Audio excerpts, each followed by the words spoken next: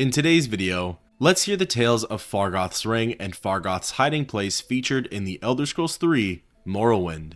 As per usual, this story will feature facts and information from the game itself and the unofficial Elder Scrolls pages. For many, Fargoth could have very well been the first NPC interacted with after going through the tutorial and game setup in Seyda.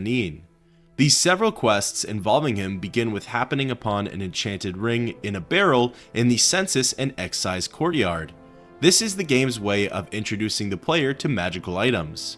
The engraved ring of healing in of itself can certainly prove useful, especially to lower level players. You can tap it for 4 uses, and it replenishes anywhere from 1 to 5 health points on self. After leaving the Census and Excise office, the player may stumble on the wood elf, Fargoth, pacing back and forth just outside of the building. If there is anything I can do, I am humbly at your service. Speaking with him, he says it's strange to see a boat arrive at such a time, asks if you're okay, and notes that the Imperial Legion officers can be rough.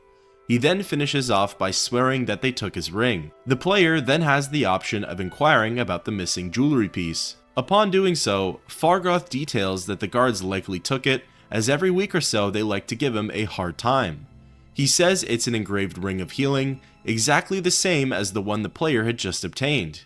He ends with mentioning that it's a family heirloom and asks if you've seen it. This is where you're faced with 2 options. One is to hand over the piece of jewelry, and the other is to lie and say that you haven't seen it. The latter results in Fargoth's disappointment, and he says to let him know if you happen across it. The former, however, can branch out into 2 more options. If you give him the wrong ring, brought on by not having his in your inventory and instead having any other ring, he'll become upset and chastise you, resulting in a disposition decrease of 5. Otherwise, by handing him the correct enchanted ring, he'll become ecstatic and thank you for finding it. He calls the player his favorite friend and says he'll put in a good word around town for you, especially to Auril at the local trade house. This results in a plus 50 disposition increase with Fargoth and a plus 40 disposition increase with Auril. For players early in their playthroughs as well as loyal customers of the Seyda trade house, this can have an effect on buying and selling goods, as Auril is likely to give you better deals. While some, mainly myself, believe this to be the end of Fargoth's involvement with the player, it turns out that there's much more story to be told. The game cleverly nudges the player into the direction of the trade house, which is where the setup for the second quest, Fargoth's hiding spot, begins. Important to note though is that the previous quest does not have to be completed before starting this one. After exploring Auril's wares, you might be curious about the latest rumors to circulate Seyda. Auril will inform you that Hriskar Flatfoot, a Nord on the 2nd floor of the shop, is having money troubles. If the player takes it upon themselves to learn more about it from the man himself, "You're on your honor, don't press your luck." Hriskar opens up the conversation by saying that you could use a friend in these parts and directly asks for your help in recovering some gold. Inquiring about recovering the gold, he'll say that he had a bout of bad luck whilst playing a game called 9 Holes. Normally he has extra money on him, hinting that he shakes down the locals in exchange for some type of quote-unquote protection. Lately though, a lot of them have been holding out on him, and he specifically calls out Fargoth as one of the main culprits, or, depending on how you look at it, victims. It turns out that Hriskar is actually a member of the Imperial Legion, so Fargoth isn't very far-fetched in expressing his concerns over their harassment towards him. Hriskar seems to think that Fargoth is stashing it somewhere in town and asks for your aid in finding it. If you inquire further about the hiding place, he'll say that he's already checked all over Fargoth's house for it, but to no avail. If the player finds it, he says he'll give you a share of the wealth. By declining the offer, he says he'll find someone else that'll do it. Seemingly, this answer locks you out of the quest and there's no way to continue it, unlike in Fargoth's Ring. If you said you'll do it, Hriskar gets excited and tells you what he knows so far. Apparently, Fargoth goes for a walk every night around town. The best area to watch his movements and to see where he goes would be from the top of the lighthouse. Hriskar insists that if you keep an eye on him, you're likely to find Fargoth's hidden stash. Leaving Auril's trade house, you can follow Hriskar's instructions and shoot straight for the tower.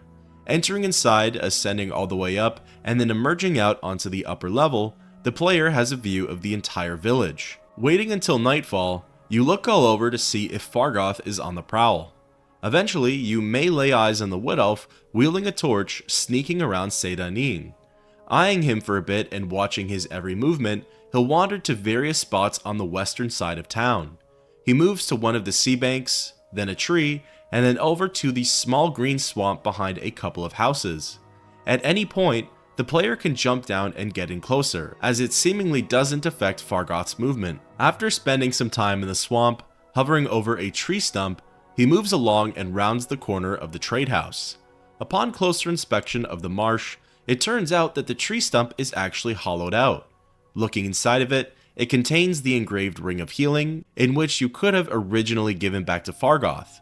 It also contains a sum of 300 gold, as well as a journeyman's lockpick. Fargoth is still sneaking around town, and if you approach to speak with him while he's crouched, he'll ask if you're following him and says to go away.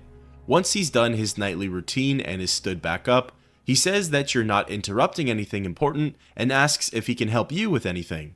You have the option of asking him about his hiding place, which results in him becoming defensive and evasive towards the question, ending with him saying that he wants to be left alone.